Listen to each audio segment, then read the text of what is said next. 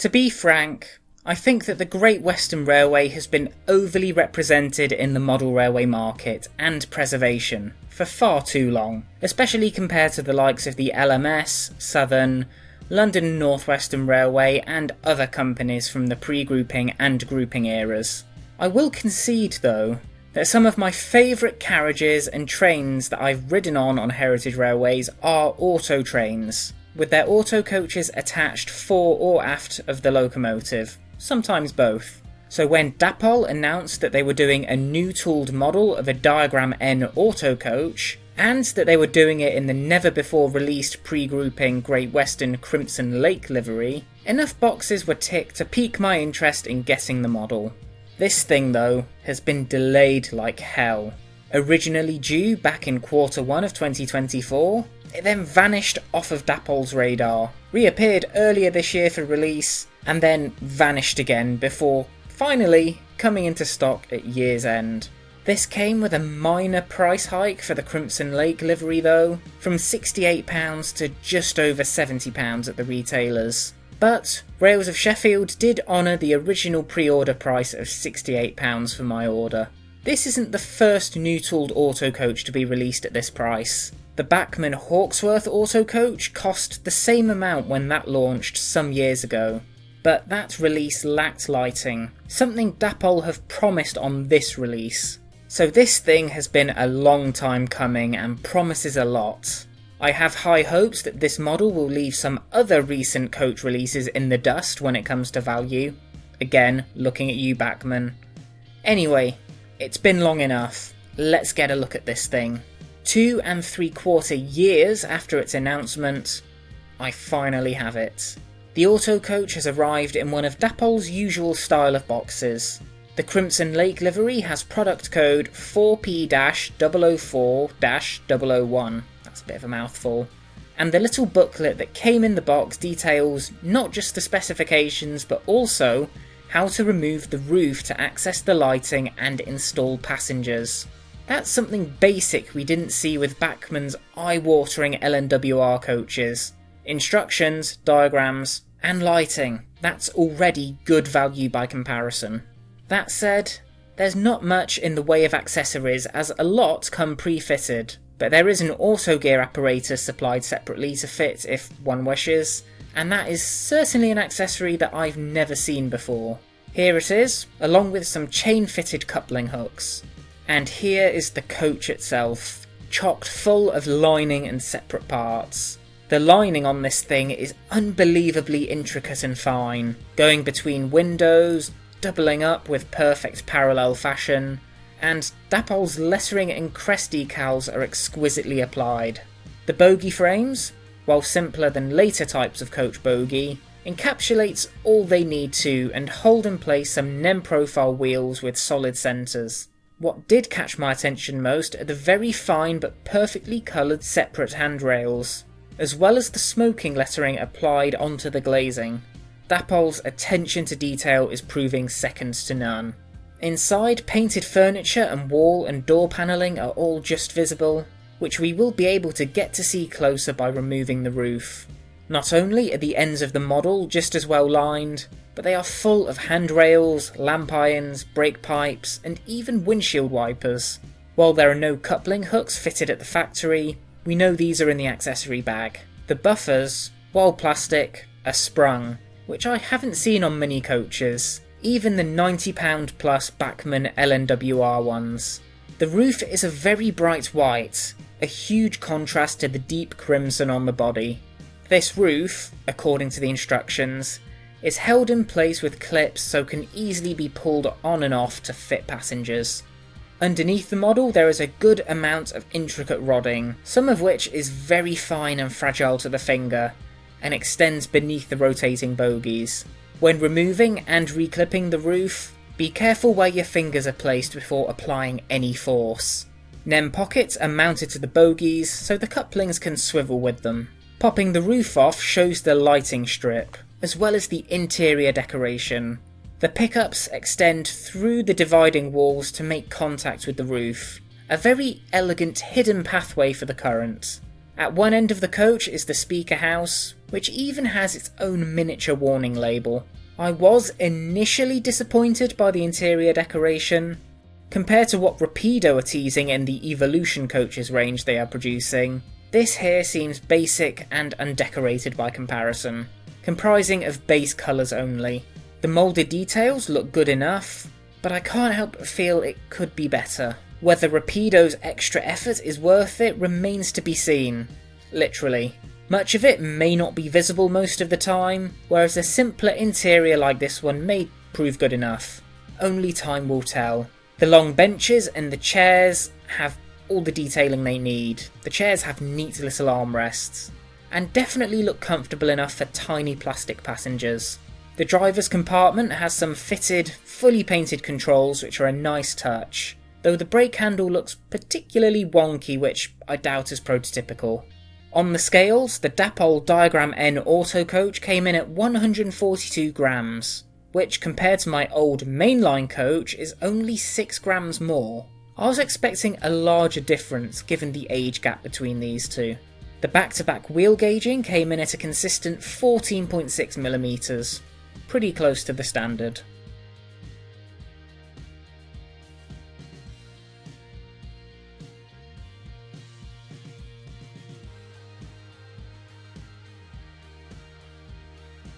All in all, this is proving to be worth the wait. It's stunningly decorated and detailed, showing clear upgrades compared to my older auto coaches.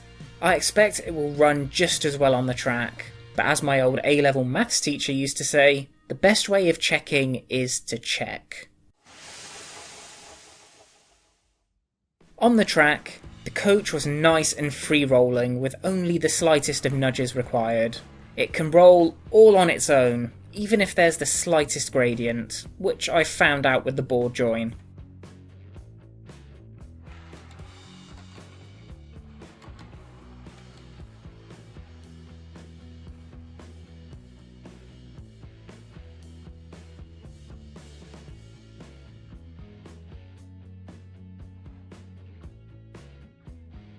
The interior lighting is picked up via the tracks, and on DC simply can be turned on or off with the controller. There is a capacitor on board, but this seems to not work on DC, so must operate on DC only. Time to test the couplings and performance over other pieces of track work. For this, I've gotten out my model of the preserved auto-fitted 14XX1450 from the Severn Valley Railway, the Hattons/DJ models version known to be rife with issues. My model's proven okay so far, though I hope those aren't famous last words.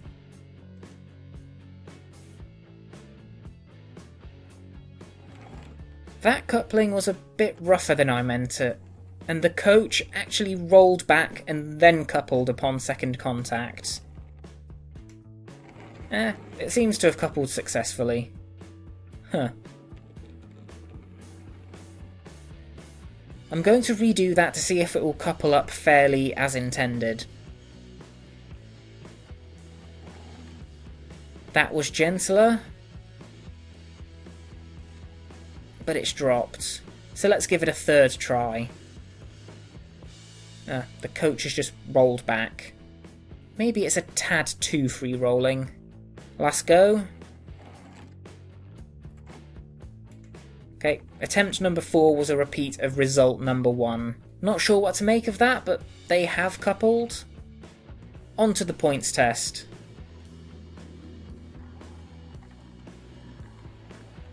The auto coach is fine going over the Unselfrog points in forwards motion.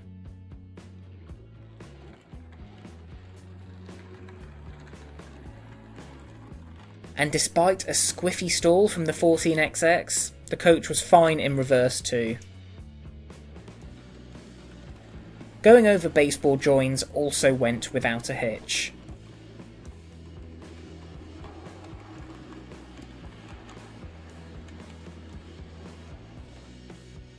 Let's see how the coach does around the loop as part of a full auto train.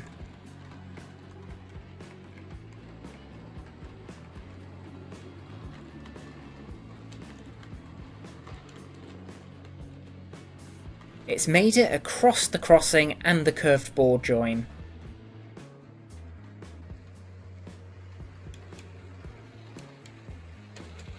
Deltic passes board join may as well not exist.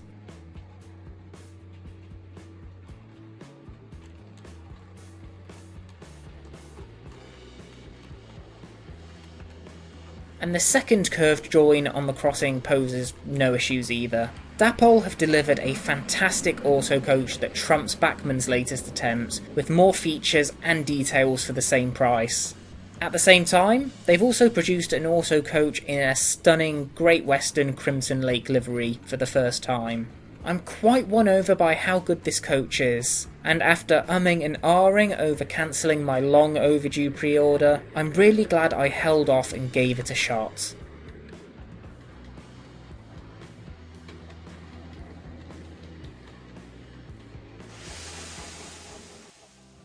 On to my final verdict. Decoration. This is sublimely finely detailed with all the intricate lining, lettering, crests, and even lettering applied to the glazing. While the interior is lacking in painted details, from normal viewing distance, when this was running I didn't even notice or really even think about it. So I'm happy with what Dapol have delivered. It's a very visually pleasing autocoach.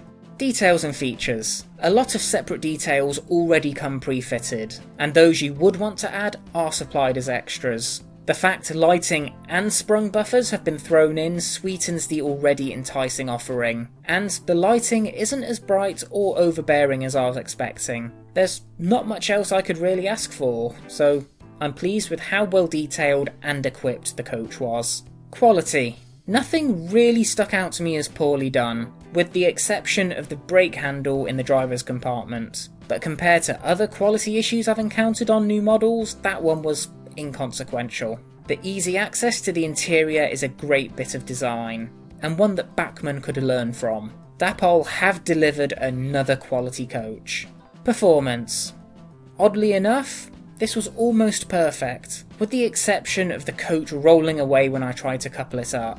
Would a bit more weight solve this, or can I just blame it on the strange DJ model couplings? Anyway, once coupled up, this coach just ran beautifully. There was nothing I could fault with it. And finally, onto price. While this easily represents better value than Bachmann's autocoach, and I was swayed to stick it out with my order, am I happy with this as a £70 coach? That still feels like a lot for an unmotorised model, but at the same time, I can't really fault it, and it does represent good value against other models on the market. Would I have liked it cheaper without all of the electronics and sprung buffers? Yes, but in these modern times I seem to be the minority kind of modeler, who's actually hoping for some compromises in details to ensure a reasonable price. I guess I have to make do with paying for extra features I'll never use or care about. If this is the best that Dapol can offer for what the market wants, then they're doing a darn sight better than others with it. I still bought the coach, and I'm still happy with the coach. Given that Dapol could have gotten away with selling this for more, in line with other models out there, I'm happy they sold it for notably less. I'm swaying towards leniency now, so I'll give them the price point. Overall, that's a score of 5 out of 5, just about, making this an essential model for anyone wanting to model short, easy passenger trains or auto trains, if they have limited space or that particular interest. Hell, even if you don't have that particular interest, this is the best model autocoach on the market right now in terms of quality and features. It runs and looks like a dream. So that's my thoughts on the new Dapol autocoach. It just about won me over on every point, some to a greater degree than others. The quality and value Dapol are known for are certainly still there. What did you think of the autocoach and this never before seen pre-grouping livery in particular? Let me know down in the comments. That's 2 reviews down, a few more to go, plus all of my anniversary content which launches tomorrow. So make sure you're subscribed to get notified of all that's going on in this very busy December. Thanks for watching, and I'll be back in another video literally tomorrow. Take care.